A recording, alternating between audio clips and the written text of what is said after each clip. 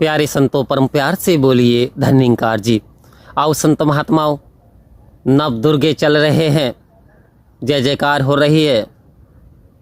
भक्त महात्मा प्रेयर उपवास इस समय कर रहे हैं। तो आओ संत महात्माओं, निरंकारी मिशन और नव दुर्गे में प्रत्येक दिन एक नए स्वरूप, शक्ति चेतन स्वरूप, जैसे माँ दुर्गा जो कि शक्ति का प्रतीक हैं, इनकी उपासना की जाती है। हर रोज़ एक नई देवी के रूप में, एक नई चेतनता के रूप में, एक नई शक्ति के रूप में हर रोज़ उनकी उपासना की जाती है। आओ संत महात्माओं, तो क्या निरंकारी मिशन के अनुसार क्या संत महात्मा महापुरुष यानी इस ओर निरंकारी मिशन के अनुसार क्या हर रोज़ किसी देवी की पूजा करनी चाहिए? आओ संत महात्माओं, क्या वास्तव में नौ दुर्गों को समझ पाए हैं या नहीं? तो नौ दुर्गे जो प्रत्येक दिन हर रोज़ एक नई देवी, एक नई शक्ति की पूजा होती है, तो कह रहे परमात्मा के नव दुर्ग हैं। जैसे परमात्मा शक्ति स्वरूप है, तो परमात्मा की शक्ति की पूजा यानी इस तरीके से महात्मा करते हैं। लेकिन आओ संत महात्माओं, नौ दुर्ग जो कि इंसान के अंदर भी हैं और बाहर भी हैं, लेकिन क्या हम जानते हैं 10वां दुर्ग भी है, 10वां दरवाजा भी है। अभी तक हम 9 दुर्गों को जानते हैं, लेकिन 10वां दुर्ग जो भक्त महात्मा जानते हैं, संत महात्मा जानते हैं, वास्तव में उनका कल्याण हो जाता है। क्योंकि ये तो 9 शक्तियाँ परमात्मा ने रच दी, परमात्मा की रचना है ये 9 प्रकार की शक्तियाँ। लेकिन जो स्वयं परमात्मा पार ब्रह्म परमात्मा है कि 3 काल है, सत्य तू मिथ्या है संसार। अब कभी यहाँ भी ये भी कह रहे हैं कि जो जितनी भी शक्तियाँ हैं, एक दिन समय आने पे सारी शक्तियों को मिट जाना है। आओ संत महात्माओं, नीचे देख जरा तू बंदे, धरती,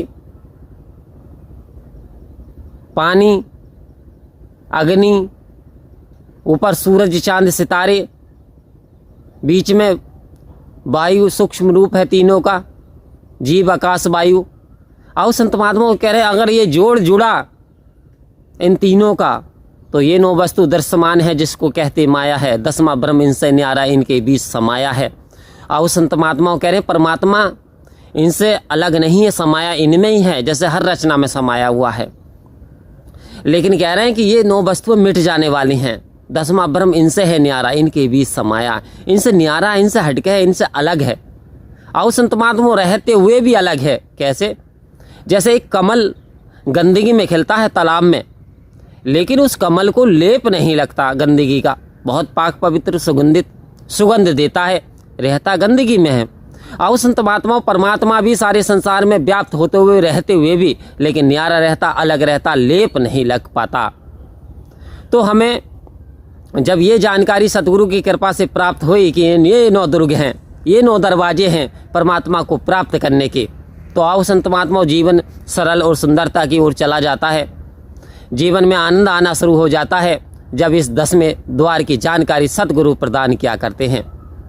क्योंकि मीराबाई के पास कोई कमी नहीं थी, राजा की लड़की राजकुमारी थी, लेकिन फिर भी भक्त रविदास जी के पास आना पड़ा। क्यों? क्योंकि उनके पापा वो ना दिला पाए, जो कंगन था हीरे का कंगन सेम ऐसा ना दिला पाए जैसा नेचुरल था, माँ गंगा ने दिया था। उधर रविदास जी कह रहे मन चंगा तो कठौती में गंगा बेटी डाल ले, जितने तुझे निकालने हैं इस कठौती में से इतने कंगन तू निकाल सकती है।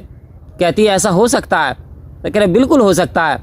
तो बोले मेरा बाप तो राजा होते साथे। बोले तेरा बाप इस संसार का राजा है, लेकिन ये पार ब्रह्म परमात्मा ये सारे संसार का 3 काल है, सत्य तू 3 लोकों का स्वामी है। आओ संत महात्माओं, तो ऐसे सहनसा को पा करके यदि हम अभी भी रिचेस्ट नहीं हुए, अभी भी धनी नहीं हुए, अभी भी हमारी सोच में डेवलपमेंट ना आया, तो वास्तव में अभी हमने ब्रह्मज्ञान की प्राप्ति की ही नहीं। वास्तव में हमने अभी सतगुरु के वचनों पर चले ही नहीं। आओ संत महात्माओं, सतगुरु की असीम कृपा से हमें वो सोच प्रदान कर दे, हमें वो दिव्य दृष्टि प्रदान कर दे जिसको प्राप्त करने के लिए योगी तपी तपेश्वर हजारों हजारों वर्षों तक तप करते हैं, घोर तप करते हैं, तब भी वो प्राप्त नहीं हो पाता। लेकिन आज सतगुरु की कृपा से हमें वो सरलता से प्राप्त हो गया। तो आओ संत महात्माओं, सतगुरु का एहसान मानने की आवश्यकता है। सतगुरु के वचन पे चलना है मुश्किल, मगर चलने वालों ने पाई है मंजिल। तो चलना मेरे मन गुरु के सहारे, और यही मिलेंगे तुझे भी किनारे। आओ संत महात्माओं, यदि सतगुरु के वचनों पे चलते हैं, इस मन को मोड़ लेते हैं, तो वास्तव में खुशहाली जीवन में आती है, सतगुरु की कृपा बरसती है और परम शांति की प्राप्ति होती है। परम प्यार से बोलिए धन्यवाद जी।